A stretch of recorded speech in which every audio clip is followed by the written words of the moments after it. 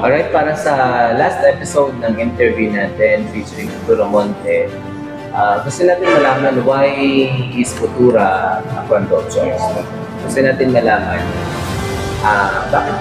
bakit si Futura Monte ang dapat kunin or dapat si Futura Monte dyan ang mag-invest pagdating sa condo.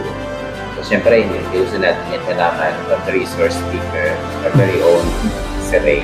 And of course, to Sheena, our broker. So ano ang sa tingin mo, ninyo, bakit Futura Monte ang pipiliin? As an investor, as a client?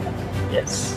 So, sabi mo nga, bakit si Futura Monte ang condo of choice? No? First of all, kasi ang developer kasi. Ang developer po natin si Fininvest. So, isa siya sa pinagkakatiwalaan ng developer. 60 years na po sa industry na ganito. Ilan taon? 60. 60 years. Yes. And of course, syempre, dahil dito sa Naga, talagang first project po ito na Fininvest dito sa Naga. Hindi lang yon kasi we are in the prime location or located po yung ating project sa pinaka-prime. Ibig sabihin, malalapit po tayo sa lahat. Like hospital, katapat lang po natin si Mother Seton, mga universities, malls, at 3 kilometers away lang po tayo sa Robinson. Kung lalakarin lang yung Lander. Yes, Lander and SNR. Ano lang, kung i-walk natin yun, lakarin lang natin. 5 to 7 minutes lang yan. Ano siya, malalapit tayo sa lahat ng pinaka-diverse. And of course, kasi itong diversion, ito na yung parang next na Ayala Ave. Pero may naririnig ako, just to contradict what you're saying.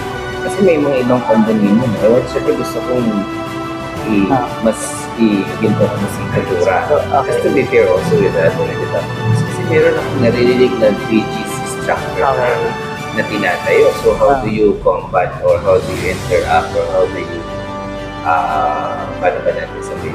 Well, si Futura po, sabi ko nga, tayo lang po ang condo na malapit sa sentro. Well, meron din po dyan other condo, pero the safest one is si Futura Monte. Like nung nakaraan na bagyo, si Christine sa flood. Hindi po pinasok ng flood si Futura Monte, yung project natin. And isa yon sa advantage niya. Kasi nasa magandang location siya. And of course, syempre, ay including na dito yung laman ng project na yon. Andiyan na yung mga amenities natin. Diba? Sa tansya mo, sir, magkano ang magiging dito? Magiging for a studio unit, nasa magkano ang cost? Ano yun yung binabayaran? Yung juice? Monthly juice. Ang ano po natin dyan, yes, we have 85 pesos per square meter. Per square meter. Yes, so, yes. Around, yun po yung pinakaano natin sa start. So, approximately, around 2,000 to 3,000 po. So, yun per unit. Sa studio yan? Yeah. Ay, per size? Yes. Ganun po siya. Per SQM, 85 pesos. Pero, mga kababayan, 85 pesos per square meter sa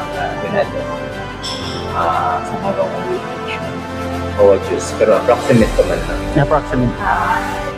Pwede siyang magtaas. Pwede pa siya magtaas. Kasi syempre depende kung Yung iba nga, 100 na yun. Oo. So, mababa pa din. Sige. So, ano pa sa tingin niyo? Sorry, speaking of the amenities, Miss Sheena. Sige, take it away, broker Sheena. Yeah. Bakit ka Oo, kasi para at least hindi pa kasing ganda mo ang Futura Monte. Hindi mo pwede sabihin natin na kasing ganda po ang Futura Monte, kaya kailangan buha. And we have to tell it to the public honestly and directly. Ikaw na lang kaya, Ray. Go, take it away. Okay, sige. Sa amenities po kasi natin, kung makikita ninyo, we have adult, unahin natin yung adult and kiddie pool. Meron tayo nun, the clubhouse itself. Sa clubhouse po na yun, meron tayo sa loob na gym. Okay, we have indoor and outdoor gym. Sa labas, meron tayong outdoor gym. Tapos meron din tayong play area ng mga kids. And of course, para sa mga pets po natin. Yung mga dogs natin na talagang pet lang po, hindi po yung masyadong malalaki. Yun po yun doon. And we have 60% open space. Talagang maganda yung ano niya. So, hindi siya tinipid. Yes. So, it's Ngayon yung 60% tayo. pero ang presyo na titingnan mo when we talk of studio is 3.8 to 3.9. 3.8. Yes po. Tapos ang 2 bedroom is 6.1. 6.1. Yes po. So, tingnan nyo na lang yung presyo doon, mga kaibigan. Tapos with reservation, 20,000 only. So, kumaga sa panahon ngayon na bago pa lang, plus the expected amenities na makukuha with Kultura, ay tiyak na lang talaga sulit care, especially it is also managed by Philip Restaurant. Okay, sa pagbabalik ng programa ito, sasamahan namin kayo to tour the showroom, actual showroom of the Futuro Monte, at pupuntahan natin maya-maya ang site mismo kung saan nakatayo na yung building A at Yes. matatapos na kailan ang completion date. Ang target turnover natin yan is around 4th quarter next year. 4th quarter next year. So, ibig sabihin next year talaga kasi ngayon nasa 4th quarter na tayo. So, Next year na. let's say, baka doon kayo magpapasko. Sa lahat ng mga kumuha ng Building A, Merry Christmas by next year. Kasi doon na kayong magpapasko sa YouTube. Hanggang sa muli, ako po si Premo Gamba, ang iyong host dito sa Real Estate News. Kasama ko pa rin si Shinot Beho, yung aking broker, appraiser na partner. Maraming salamat at sa muli, maraming salamat Sir Ray sa panahon na binigay ninyo. Sabayanan sa susunod na episode ang aming tour ng showroom kung hindi namin nabutin ngayong hapon at yung actual site inspection. Maraming salamat at magandang hapon sa inyo. Thank you po sa time. Thank you. Siya resource person, just i-know that. Kaya nga, i-invite na siya. Kasi bakit Nag-link ka po dyan. Ay, lagi ka na.